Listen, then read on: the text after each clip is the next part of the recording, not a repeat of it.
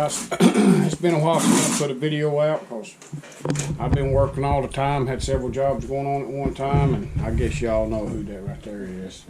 He's kind of growed up a little bit. A little bit. Yeah, listen to him. What I'm going to do now, this dreary weekend, it's going to be raining all weekend and all that, so me and Ethan and I are going to build slinky weights, and we're going to show y'all how to build them. But first thing that you need is some, this is from the Alex Tech company. It is 100 foot of 1/4 inch PETA expandable braided sleeving. This is, see if we can get in, see if I can get a light on it where we can get in here closed. But that's what we're using right there. It's 1/4 inch size. You can get it off of Amazon, I think 10 or 12 bucks, something like that. And you'll need some shrink wrap. And I get the 100 foot rolls of shrink wrap at a time, and I get the 5/16 size. You can see that right there, and it ain't about 10 or 12 bucks a roll. It's what I do. And I order a bunch of Daisy BBs. I don't get the lead products because I ain't putting lead in the lakes. So this is what I put in there. It's Daisy BB products. You know, the 177 caliber. And what I do is weigh them. I've got I use a Hornady reloading scale for black powder, and I just weigh them out, weigh it out. That's what I do. And for 1.5 or 2 ounce weights, then I'll keep figuring it to where it will. Here, hold this right here. What I do is each one of these is adjusted at a different length. Can you see that good? This right here is the 1.5 inches, and I don't know how long it is right now. I done forgot because I've been doing this for years. But this is a carbon arrow, like you bow hunt with. And once I get my weight, I fill this right here up.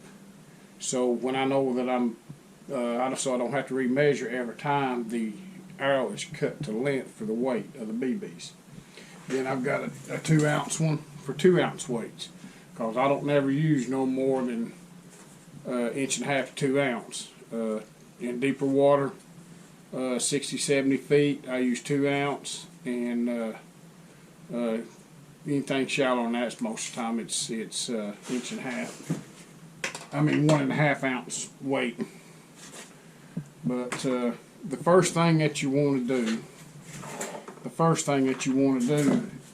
is once you get the weight, you will determine the length of sleeving that you use. And once you can feel that sleeving, then you know what the length of your weight is going to be. Because when you start putting these in, this is longer than actually what the weights are. Because by the time you put the weight in it, they shorten up. You see what I'm saying? And you can see that right there is a good 3 inches shorter, right there. So, but the first thing you want to do after you get your measurements, and I pre-cut a whole bunch of them up, and I'm gonna stick this back up here out of the way. If it don't all come unraveled on me. I should have got set up better for this. Now there's a lot of weights out there on the market people make and sell and stuff like that, and all that's good and fine. But I use size 5 barrel swivels on mine because it's easy to put them off and on and all that, and easy to to put through that. And you can get them at Walmart. As you can see, I got many packs of them. So, and that's what That's what we use. But all you do after you get it, what you do, let me get one here and I'm going to heat it up. Get you a pair of needle nose pliers. And leave yourself about a 1/4 inch or so from the end. Get you a heat gun. Show the heat gun right there. Nope, just leave it right there. And when it's fired up the heat gun, what you want to do, don't stick it all the way over. Just heat up the end of it. Heat up the end of it real good. Then crimp it down. Like that right there. And what I do so it goes on the shrink wrap good, I just take a scissors and barely cut the corners off a little bit. So the shrink wrap will go on when I get ready for that. Then what I do is we'll pour some BBs down in this little thing right here. It makes it easier. I just take and put your shrink wrap on here. Well, when you get old and you can't see as good, and I ain't got my glasses on down here, you just push it and it'll go right up on there. And you see how that stuff right there expands where I push on it right there. It'll see expand all the way up on there. Just like that right there. Just like that right there. And you can see down in there. And I don't know if you can see it, but you can see the funnel. Where the funnel stops and the arrow starts, you want to fill up the top of the arrow. And that will be 1.5 ounce. Because this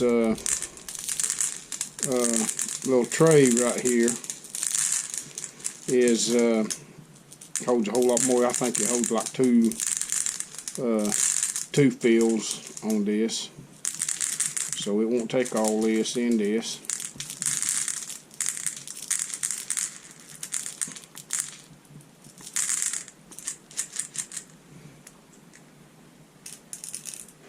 And you can see right there with the top of the arrow. Then what you do, you'll pull it up about 3 or 4 inches at a time, and you make sure the BB's and it's expanded good right there, a good flat weight right there. You pull it on up, and then you expand it and make it. And if you push it too far, you'll get big knots and stuff in it. But once you get it all the way up to the top, you get it where it's consistent, all the way up and down through there. Make sure it feels good and smooth, consistent all the way up. See, I got a knot right there, but you can take and push it right up toward the arrow, and it comes right out.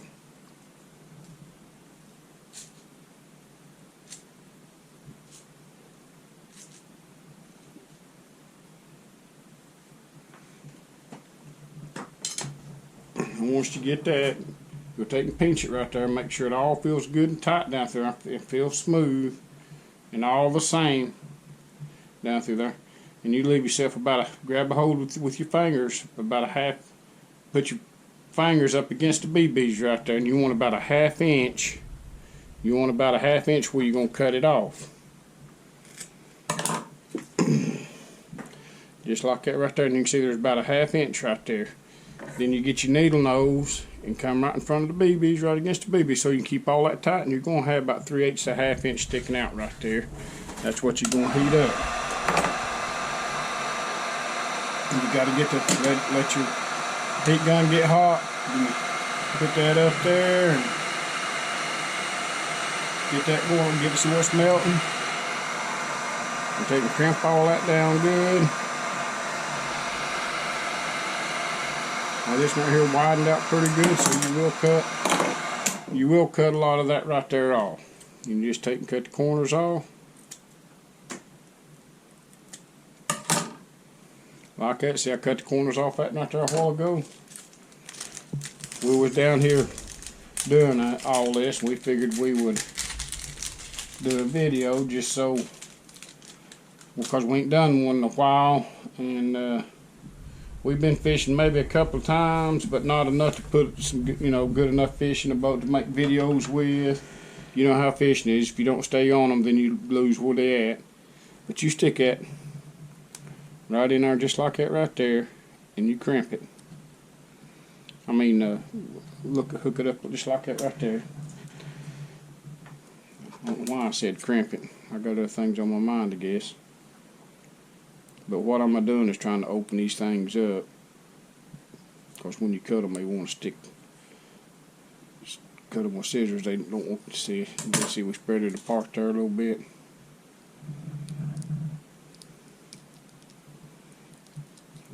Okay, I have seen no more. Alright, that's sticking out. We don't want it sticking out, so we won't pull it back in there till it's about 1/8 of an inch back up in there. Then we'll get the longer one. So I get a longer one, so it'll go halfway up. Oop. Dropped it. Let me open this up. Thought I had a screwdriver in here. Oh yeah, that's much better. I'm gonna open up a screwdriver better. We'll open it up like that right there. We feed that down in there. And you see where the little barrel swivel is right there. I want that about right there on the barrel swivel. Now we're ready to heat it up. We'll turn this back on. Now I heat it up on low range on it this time instead of high. You just have to be careful. You have to work it back and forth.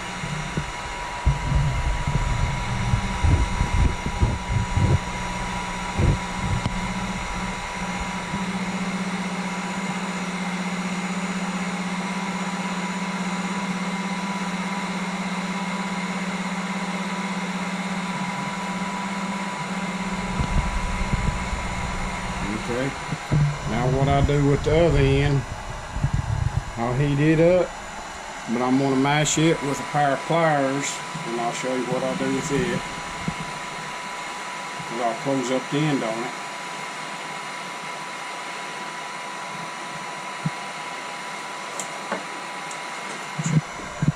And I'll take and mash it with a pair of pliers, like that right there. Then I'll just take and trim the corners off of it back here.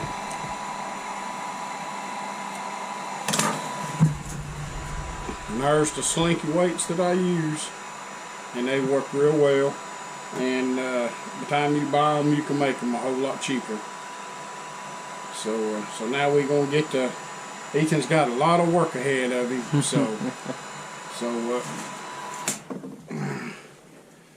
But that's real good. They work and they last and all that till you hang them up and lose them. And there ain't nothing perfect. Everything hangs up. It don't matter what kind of dragon weight you got, and I've used them all. But it's to make your own weights is a whole lot cheaper if you've got time, like on rainy days and stuff. You can see I've got 30 of them here cut up, ready to go. Everything's pre-cut, you know. And but that's how I make my slinky weights. And of course you've seen, you can turn around and you can see a mold back there. Me and Ethan the other day made a bunch of lead weights, and you can see I got a big roll of lead laying right there next to it. So we still kicking and going. So we're gonna try to get some more videos back out, and we're gonna start taking some of my other grandsons with me now, since they're getting bigger. And Ethan's gonna help me train them to catfish, and he's probably going to be doing a lot of the videoing. So I'm getting him into it, because eventually it'll be his channel instead of my channel. So that's what we're working on. So stay with us for the next one.